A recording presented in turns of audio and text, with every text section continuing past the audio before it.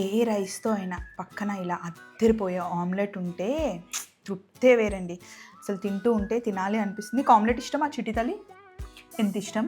నాకు ఒకసారి పెడతావా? తప్పకుండా పెడతాను.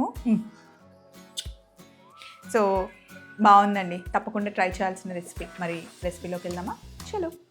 ఈరోజు మనం ఒక సింపుల్ రైస్ చేసుకుందామండి. నోరు ఎప్పుడైనా బాగాలేదు, ఏదైనా తినాలి కారంగా అనిపిస్తే కనుక సూపర్గా ఉంటుంది ఈ రైస్. మొన్న ఈటీవీ అభిరుచి షూట్లో నేను చేశాను.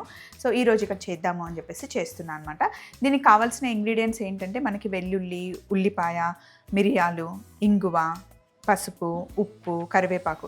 అంటే ఈ ఫ్లేవర్ రైస్ ఏంటి అంటే వెల్లుల్లి కరివేపాకు ఫ్లేవర్తో బాగుంటుందండి, నోటికి రుచిగా ఉంటుంది.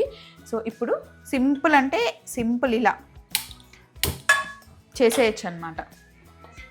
ఇదిగోండి, కొంచెమే ఆయిల్ వేసాను. ఎంత ఆయిల్ వేసానో చూడండి. 1 టీ స్పూన్ ఆయిల్ వేసేసి రైస్, మిగిలిన రైస్ మధ్యాహ్నం వండిన రైస్ ఉంది ఇది. మీరు నైట్ మిగిలిన రైస్ పొద్దునకైనా, పొద్దున్న మిగిలిన రైస్ నైట్కైనా చేసుకోవచ్చు. సో కొంచెమే నూనె వేసాను కదా. ఇప్పుడు ఇందులో కొన్ని మిరియాలు వేయండి. రైస్కి సరిపడా మిరియాలు వేసి కొంచెం వేగనిద్దాం. కొంచెం కారం కారంగా ఉంటుందన్నమాట. కొంచెం వెల్లుల్లి మటుకి ఎక్కువ వేసుకోండి, ఫ్లేవర్ బాగుంటుంది. వెల్లుల్లి ఫ్లేవరే రావాలి రైస్కి. అలాగే ఉల్లిపాయలు, కరివేపాకు ఇవి మంచిగా వేగనివ్వాలి. ఇందులో కొంచెం ఇంగువ, పసుపు, అలాగే రైస్కి సరిపడా ఉప్పు ఇందులోనే వేసేయండి. వేసేసి మొత్తం కలిపేయండి. సో ఇప్పుడు దీన్ని ఒక్కసారి మిక్సీలో అయినా తీసుకోండి, లేదా మనం రోట్లో వేసి దంచుకున్నా కూడా బాగుంటుంది. ఇలా మనం మిక్సీ పట్టేసుకోవాలి, అది కూడా కచ్చా పచ్చాగా. ఈ మిశ్రమాన్ని మొత్తం రైస్లోకి కలిపేసుకోండి. దంచితే ఇంకా బాగుంటుందండి. నేనైతే మిక్సీలో వేసేసాను. దీన్ని రైస్లో మంచి మిక్స్ చేసేయండి. ఆయిల్ కూడా కొంచెమే వేసాము. ఇదంతా మిక్స్ చేసిన తర్వాత లాస్ట్లో కొంచెం నిమ్మరసం యాడ్ చేయాలి. నిమ్మరసం యాడ్ చేసి ఇప్పుడు మిక్స్ చేయాలన్నమాట. అబ్బా, ఇలా మిక్స్ చేస్తుంటే సూపర్ అరోమా అండి. దీన్ని ఆమ్లెట్తో పాటు తింటే చాలా బాగుంటుంది. మీరు ఎగ్ తినకపోతే కనుక ఇలాగే డైరెక్ట్గా ఎంజాయ్ చేసేయచ్చు. ఎగ్ తింటే కనుక ఆమ్లెట్ వేసుకొని ఎలా తినాలో చూద్దాం, ఓకేనా?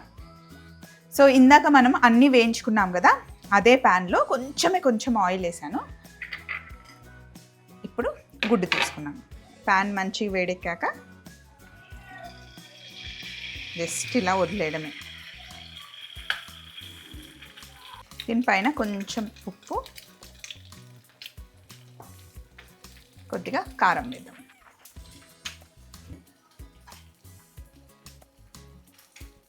ఈ ఆమ్లెట్ని మామూలుగా మనమే తినాలండి. మా అత్తమ్మ దగ్గర తీసుకెళ్ళి అమ్మాయి హాఫ్ బాయిల్డ్ ఆమ్లెట్ తినమ్మంటే అది అక్కడ ఇమీడియట్గా నెక్స్ట్ మినిట్ నా మొహం మీద ఉంటుంది.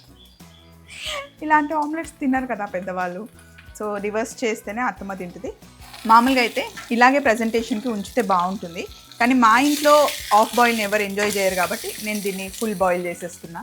సో సింపుల్గా తయారు చేసిన రైస్ మీద ఇలా ఆమ్లెట్ పెట్టి సర్వ్ చేస్తే అద్దరిపోతుంది అనమాట. ప్రతి ఒక్క ముద్దలో ఆమ్లెట్తో పాటు రైస్ తింటే గార్లిక్, ఇంకా ఏం వేసాము, కరివేపాకు మిరియాల ఫ్లేవర్తో సూపర్గా ఉంటుంది. సో ట్రై చేయండి. మళ్ళీ ఇలాంటి సింపుల్ రెసిపీస్తో కలుసుకుందాం. Take care, bye.